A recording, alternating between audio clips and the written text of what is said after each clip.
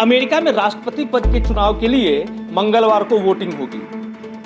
ऐसे में लोगों की नजर इस बात पर टिकी है कि क्या ट्रंप दोबारा सत्ता में वापसी कर पाएंगे।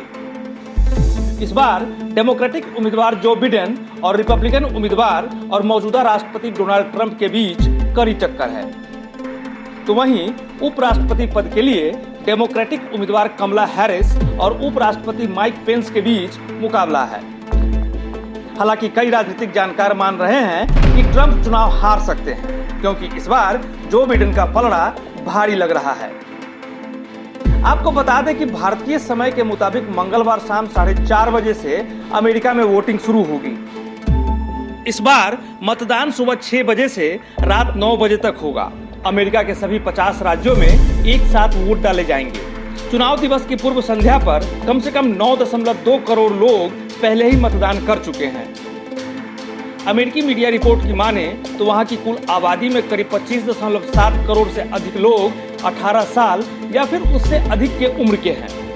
यानी इस बार लगभग 24 करोड़ लोग वोटिंग के योग्य हैं।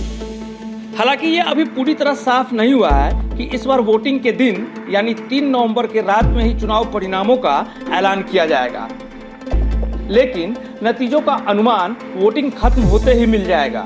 इस बार मेल इन बैलेट और पोस्टल बैलेट का आंकड़ा बढ़ा है।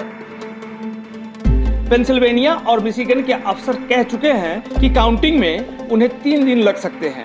अगर 48 राज्यों से साफ नतीजे आ गए तो पेंसिल्वेनिया और नॉर्थ कैरोलिना के मेल इन बैलेट्स की गिनती बहुत मायने नहीं रखेगा।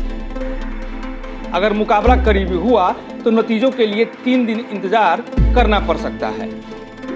दिलचस्प ये है कि अमेरिकी राष्ट्रपति चुनाव के 225 साल से अधिक पुराने इतिहास में पहली बार मुकाबला 2 सबसे बूढ़े उम्मीदवारों के बीच है।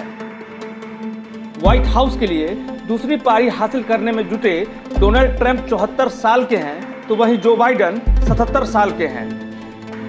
अब सत्ता की इस जंग में किसे जीत मिलती है ये तो परिणाम आने के बाद ही पता चलेगा।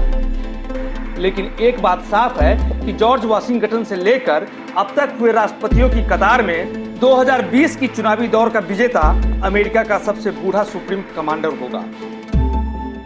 न्यू इंडिया पोस्ट की रिपोर्ट।